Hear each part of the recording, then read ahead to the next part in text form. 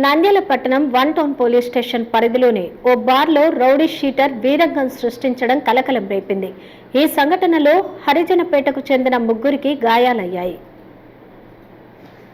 నంద్యాల 1వ పట్టణ police station పరిధిలోని ఒక బార్లో రౌడీ షీటర్ వీరంగం సృష్టించాడు. తన ఏరియాలో ఉన్న బార్కు వచ్చి ఎలా మద్యం తాగుతావు అంటూ బీర్ బాటిల్తో హల్చల్ చేశాడు.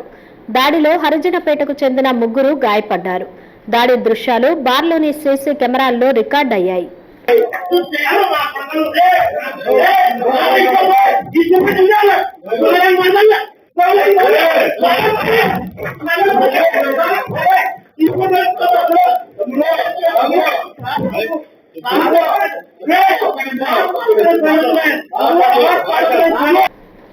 ఒకటవ పట్టణ పోలీస్ స్టేషన్ పరిధిలోని రౌడీ షీటర్ ఇమ్రాన్ ఈ ఘటనకు పాల్పడ్డాడు. ఈ నెల 8వ తేదీ శనివారం రాత్రి ఘటన జరగ్గా ఆలస్యంగా వెలుగులోకి వచ్చింది. హరిజనపేటకు చెందిన రౌడీ షీటర్ దేవాతో పాటు అతని స్నేహితులు రాజు, మల్లిపై పిడిగుద్దులు, బీర్ బాటిల్తో రౌడీ షీటర్ ఇమ్రాన్ దాడికి పాల్పడడంతో వారు తీవ్రంగా గాయపడ్డారు. బాధితులు నంద్యాల ప్రభుత్వ ఆసుపత్రిలో చికిత్స పొందుతున్నారు. జరిగిన ఘటనపై 1 టౌన్ పోలీసులు కేసు నమోదు చేశారు. బార్లో 2 రౌడీ షీటర్ల వర్గాల మధ్య జరిగిన ఘర్షణ ఘటనపై 1 టౌన్ పోలీసులు రౌడీ షీటర్ ఇమ్రాన్ పై సెక్షన్ 324 నమోదు చేయడం పలు విమర్శలకు దారితీస్తోంది.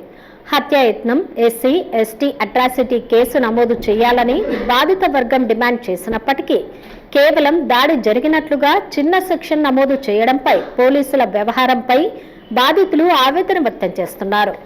నేరాల నియంత్రణపై ప్రతి ఆదివారం పోలీస్ స్టేషన్ల పరిధిలోని రౌడీ షీటర్లకు ఇస్తున్న కౌన్సిలింగ్ అంతగా ప్రభావం చూపటం లేదనే విమర్శలు వినిపిస్తున్నాయి.